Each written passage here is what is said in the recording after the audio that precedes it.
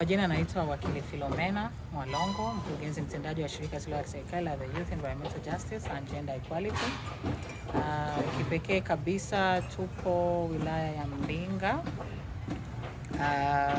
kwa ajili ya mafunzo ya Empowerment Workshop for Women and Young Leaders in Water Resource Management in Ruvuma Basin.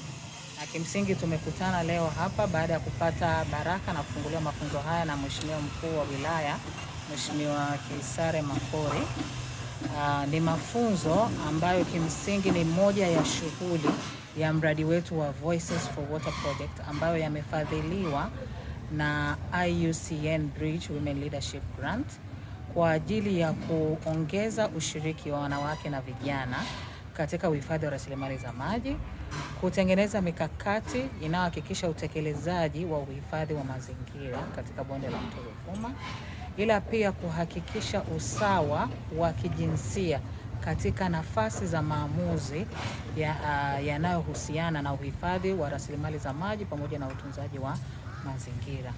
Na matarajio ya warsha yetu ya siku ya leo ni kwamba tutatengeneza kamati ambazo kimsingi zitasaidia kuratibu sio tu shughuli zitakazofuata baada ya siku ya leo ndani ya mradi huu, lakini pia shughuli ambazo zitasaidia na kuboresha uhifadhi wa rasilimali za maji, zitasaidia kuongeza ushiriki wa wanawake na vijana katika uhifadhi wa rasilimali za maji, lakini pia zitatoa maoni ambayo yatawasilishwa kwa watunga sera na sheria ndogo ndani ya mkoa wetu wa Ruvuma. Asanteni. Kwa majina anaitwa Deusdedit Gonelamenda, ni msimamizi wa bonde la Ruvuma na Pwani ya Kusini, ofisi ndogo ya Songea.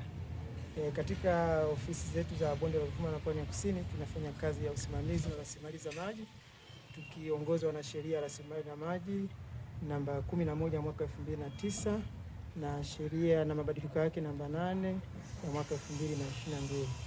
Katika usimamizi wa rasilimali za maji tunafanya majukumu makuu matatu au manne.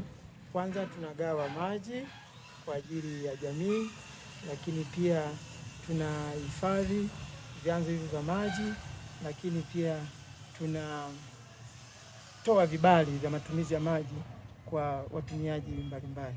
Kuhusiana na mradi huu ambao unafadhiliwa na IUCN kupitia YOGE, swala zima la kushirikisha wanawake, wa vijana na makundi maalum utaliwezesha bonde la Ruvuma na Pwani ya Kusini kusimamia rasilimali za maji kwa ukamilifu wake, kwa maana kwamba tukizingatia wanawake, vijana na makundi maalum ndio wenye uhitaji mkubwa wa maji na wanapoteza muda mwingi zaidi katika utafutaji wa maji kwa ajili ya shughuli mbalimbali za kijamii.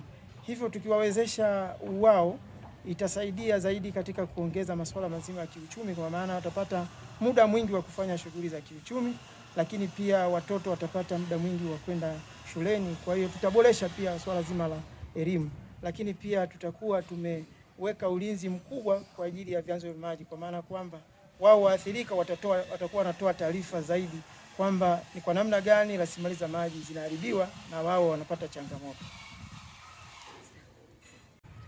Kwa majina anaitwa Rema Jerome Haule.